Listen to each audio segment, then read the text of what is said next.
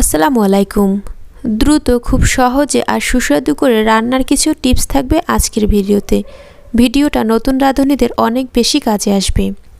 প্রথমেই থাকছে পেঁয়াজ বেরেস্তা করার প্রয়োজনীয় কিছু টিপস। বেরেস্তা করার জন্য প্রথমে পেঁয়াজগুলো খুব ভালোভাবে খোসা ছাড়িয়ে পরিষ্কার করে ধুয়ে নিয়েছি। এরপর পেঁয়াজের পানিটা আরও ভালোভাবে শুকিয়ে নিতে হবে। যতটা সম্ভব পেঁয়াজের টুকরোগুলো সমান করে কেটে নিতে হবে। না হয় অনেক সময় দেখা যায় পেঁয়াজ বেরেস্তা করতে গেলে কোনো টুকরা আগে হয়ে যায়, আবার কোনোটা হতে চায় না। যে টুকরোগুলো একটু পাতলা করে কাটা হয় ওগুলো কিন্তু কালচে হয়ে যায়।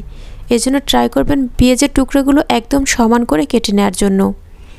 এরপর কিছুক্ষণ শুকনো তাওয়ার ভিতরে এভাবে ভেজে নিতে হবে।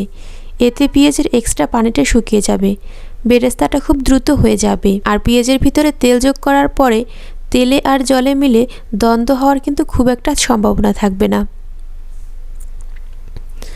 কিছুক্ষণ এভাবে ভেজে নেওয়ার পরে যখন পেঁয়াজের এক্সট্রা পানিটা শুকিয়ে যাবে তখন তেল যোগ করে দিতে হবে।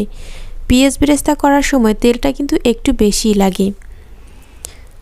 পেঁয়াজ বেরেস্তা করা তেলটা কখনোই ফেলে দিবেন না। পেঁয়াজ বেরেস্তা করা তেলে কিন্তু দারুণ একটা সুগন্ধ থাকে আর অনেক দিন পর্যন্ত এই তেলটা ভালো থাকে। পরবর্তীতে বিরিয়ানি অথবা খিচুড়িতে এই তেলটা ব্যবহার করতে পারবেন।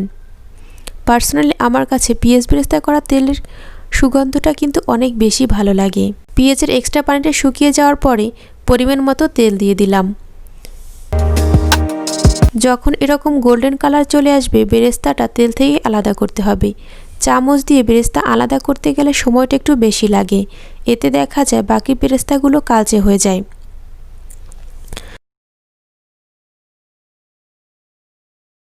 যে কোনো একটা পাত্রের উপর একটা ছাঁকনি নিতে হবে। এরপর সরাসরি পেঁয়াজের বেরেস্তাটা এভাবে ঢেলে দিচ্ছি। এতে তেল থেকে বেরেস্তাটা খুব সহজেই আলাদা হয়ে যাবে। আইডিয়াটা কেমন লাগলো অবশ্যই কিন্তু আমাকে কমেন্ট করে জানাবেন। তেল থেকে পেঁয়াজ বেরেস্তা আলাদা করার এই পদ্ধতিটা আমার কাছে সবচেয়ে বেশি সহজ মনে হয়েছে।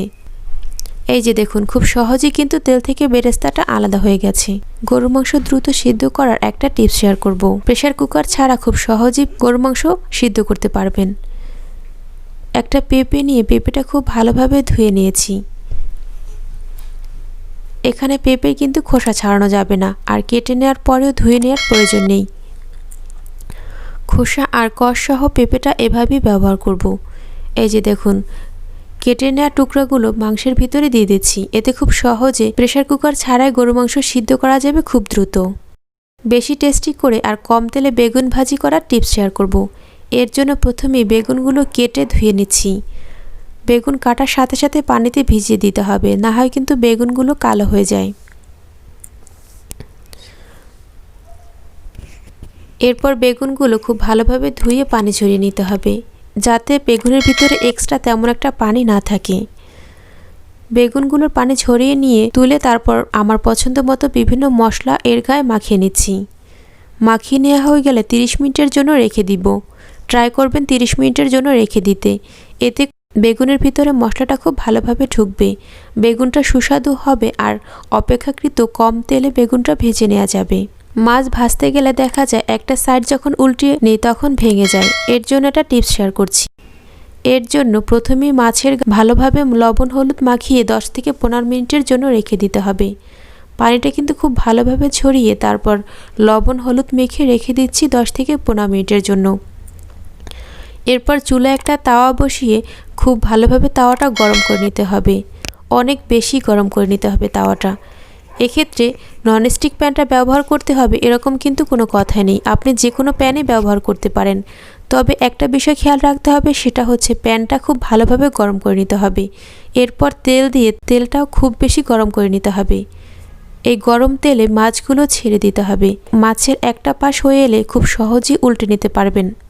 মাছটা ভেঙে যাওয়ার সম্ভাবনা অনেকাংশেই কমে যাবে।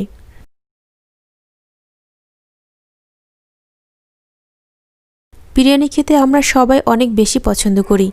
এই বিরিয়ানি আরও কিভাবে বেশি সুস্বাদু করা যায় দেখিয়ে দিচ্ছি।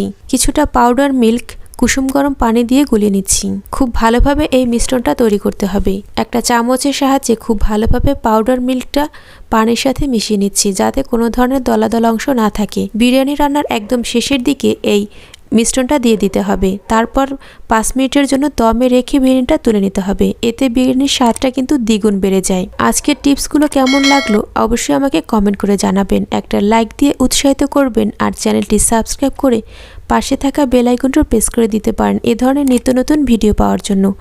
আজকের ভিডিওটা দেখার জন্য অসংখ্য ধন্যবাদ। আমার চ্যানেলের বাকি সব ভিডিওগুলো দেখে নিতে পারেন। যদি ভালো লাগে তাহলে প্লিজ আমার চ্যানেলটি সাবস্ক্রাইব করবেন। আল্লাহ হাফেজ।